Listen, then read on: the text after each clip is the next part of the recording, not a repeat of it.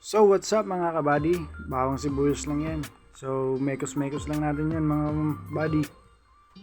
So yun, palabasin lang natin yung konting aroma niyan mga buddy, syempre, para mas lalong sumarap. So okay na yan mga buddy, lagay natin yung nating lulutuin na puset. So yun na.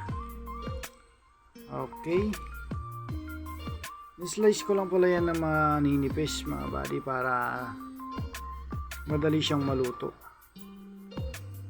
Okay, lagyan natin ng magic sarap yan mga buddy. Ang tunay na sarap sa magic sarap, malalasa. Eka nga.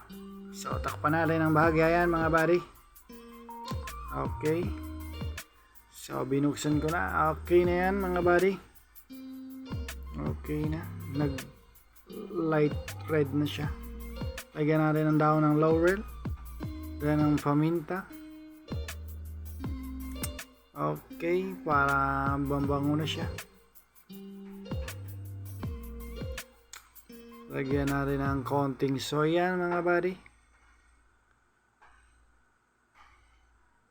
Okay, so yun. Oy, okay, naparami na tayo ng soy doon. Sobrang alat na yan mga buddy. Pero okay lang yan, kontrolin lang natin yan dito sa ilalagay nating vinegar. So yan, may konti pang paminta yon natira sa may mangkok kanina. Okay na yan. So syempre, tatakpan ulit natin yan maya maya buddy. Haluin lang natin ng konti yan para mamekos-mekos yung nating nilagay ng mga sangkap dyan. Sobrang bango na yan mga buddy. Amoy pa lang, busog ka na. Yun naman tayo eh. So, sa probinsya, okay na yung mga lutong ganyan. Simple lang, simple lang natin. Okay. Sobrang bango na yan mga buddy dahil sa laurel. So, yun na nga, tinakpan na natin ng konti yan. Binuksan na natin, okay na yun mga buddy. Okay na. So, lagyan natin ng siling panigang para mas lalo siyang bumango mga buddy. Okay, nalo-halo natin ng konti. So tatakpan ulit natin yan mga buddy para maluto yung nilagay nating siling panigang. Okay na yan. So hintayin tayo ng mga few minutes. Syempre ala ko pa dyan sa may pusit, napakasarap nyan ihaw, lalo kung muulan. Sa mga piknit halos sa mga probinsya, napakasarap niyan.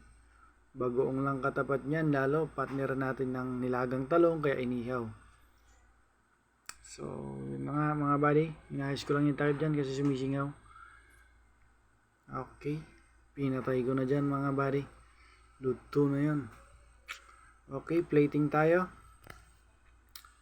Syempre, wow, napakasarap niyan mga buddy.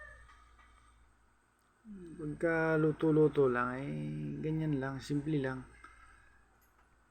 Okay, sobrang sarap yan mga buddy. Lagyan natin ng sili para maganda naman siyang tingnan. Alagyan ko pa sana ng sibuyas na puti yan mga buddy sa ibabaw para presentable naman siya.